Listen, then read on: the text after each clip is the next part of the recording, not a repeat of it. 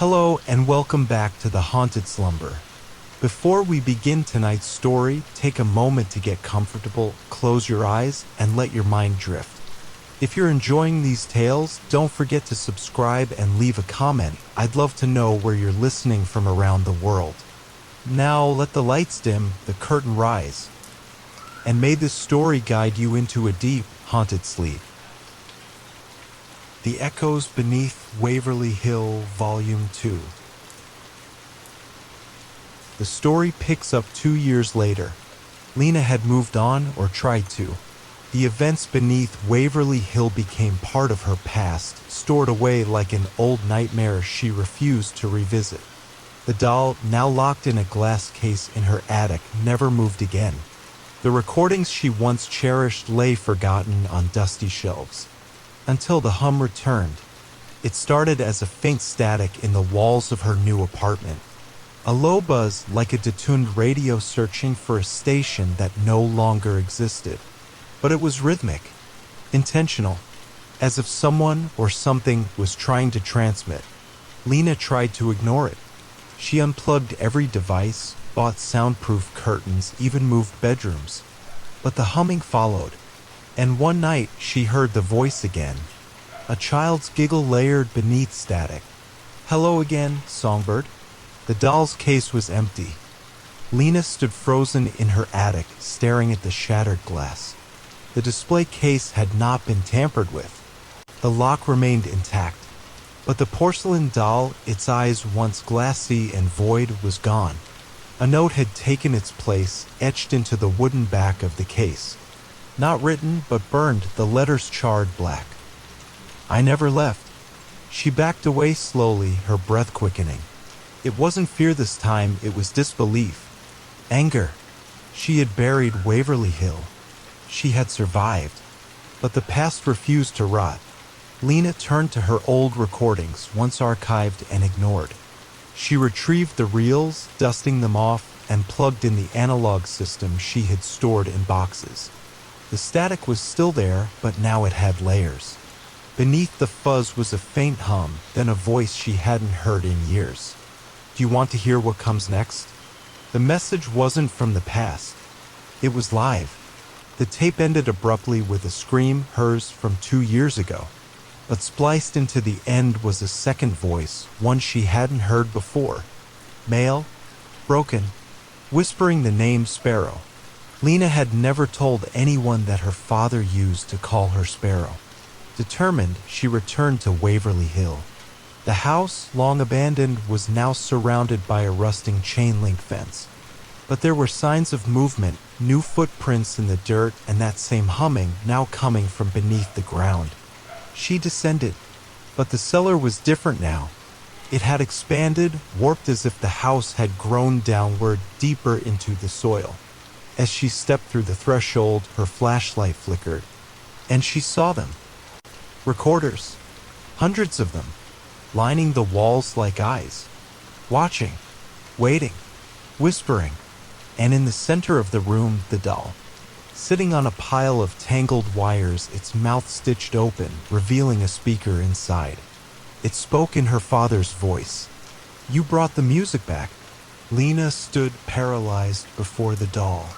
Its cracked porcelain mouth emitted her father's voice, warped with static but unmistakable. "You brought the music back, Sparrow." A rush of emotions hit her. Grief, confusion, dread. Her father had died when she was 12. There were no surviving recordings of him, at least none that she'd ever made. "How are you doing this?" she whispered. The doll's speaker buzzed to life again, but this time it wasn't her father. They never leave, not really. Their voices, live in the walls now. She staggered backward, eyes darting to the reel-to-reel recorders on the walls. The spools were turning. One by one, they clicked on, playing voices, hundreds of them, crying, screaming, whispering. Some were unintelligible. Others said her name. One voice repeated a question. Did you bring the others? Suddenly, Lena felt heat on her back. She turned. One of the recorders had caught fire. Then another, and another. She ran, fleeing the cellar-turned mausoleum of memories. But the tunnels beneath Waverly Hill had shifted again. The floor plan was no longer human. It spiraled, bent, folding into itself like an auditory labyrinth. Whispers followed her, not just in the air, but in her ears, bypassing her hearing, speaking directly to her mind. Your voice is different now. Tune. She stumbled into a room that hadn't existed before. The walls were covered in photographs. All of her, from infancy to now, some she'd never seen before, some taken just days ago. In the center of the room stood a mirror. But when Lena looked, she saw not her reflection, but herself, seated in the very room she'd just fled. She was listening to recordings, crying, laughing, speaking to someone. A voice whispered from behind the mirror, "This is your future, if you stay." She smashed the mirror. Behind it, stairs, going even deeper. She had no choice now. The voice collector wanted her, but she had a voice of her own, and she intended to use it. The staircase descended far longer than seemed architecturally possible. Lena's flashlight dimmed with every step, the batteries bleeding life into the oppressive dark. Walls, once stone, now appeared like layers of skin, translucent, veined, pulsing faintly with sound. Somewhere in the distance, the unmistakable rhythm of a heartbeat echoed. Not hers, not human. She reached a chamber. There were no walls, just blackness stretching endlessly outward and upward, as if she'd stepped off the earth entirely. The only visible object was an old phonograph, spinning silently atop a pedestal made of bone and brass. A record sat on the turntable. It was blank. Etched into the base were words carved deep and erratic. Only one voice can overwrite the silence. Lena approached. As she touched the needle, a burst of white noise filled the void, and the whispers returned, louder than ever. They were all speaking at once, sobbing, laughing, begging, accusing. You took us. You recorded us. You forgot us. Then one voice rose above the others, clear, familiar, her own. I'm still here. The phonograph's horn twisted unnaturally, pointing straight at her. The air rippled as a pressure built, invisible but violent. Sound waves struck her body like gusts of wind. Her memories flickered, out of order: school, home, her mother crying, the attic, the day she'd first recorded a sound. You were never the listener, you were always the microphone. Suddenly, the phonograph stopped.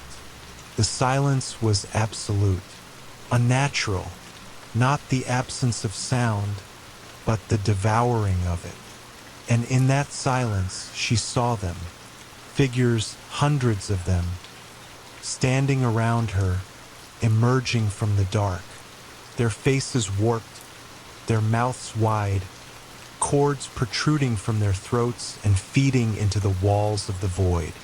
Eyes hollow, black as grooves on vinyl. They pointed to her, their mouths opened in unison. Say it. She shook her head. Say what? But she knew. They wanted her to play her part in the chorus, to become a voice forever trapped in echo, to speak one last time. Lena stood in the void, surrounded by the silent choir of the forgotten. The air vibrated with anticipation, though no sound escaped. The figures stared, unmoving, awaiting her decision. the phonograph turned itself again. Say it. The voices weren't pleading anymore. They were commanding. She stepped forward. Her throat ached with an unseen pressure, like her own voice was clawing to get out, not to speak, but to escape. Suddenly, she remembered something from childhood, a moment in the attic, a game she'd played alone. Pretending she was a radio host, she'd made up stories, interviewed shadows, called into the static. And once she had said into her father's old microphone, "If you're listening, I hope you're not alone." Had that been the beginning? The void shimmered, reacting to the memory. A ripple in reality, like sound waves distorting air. Lena walked toward the phonograph, lifted the needle from the blank vinyl, and placed it again at the start. This time she spoke, her voice barely above a whisper. "I am not yours." The moment the words left her lips, the entire chamber screamed. Not with mouths, with frequencies. Every figure burst into vibrations, fragmenting into sonic debris. The pedestal cracked. The phonograph wailed like a dying creature. And then silence again, but not the oppressive silence from before. A natural silence. She was alone. Or so she thought.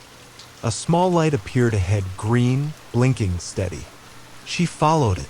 It was a recorder, the kind used by journalists. And it was playing back her voice, everything she'd just said in the void. Another light blinked to life beside it, read. A different device, older, analog. It played something else. "You passed the threshold, Lena. Now it's your turn to choose what gets remembered." Behind her, the void had become a hallway. A door stood open, leaking golden light. And in that moment, Lena understood. Waverly Hill had never been a place. It was a frequency.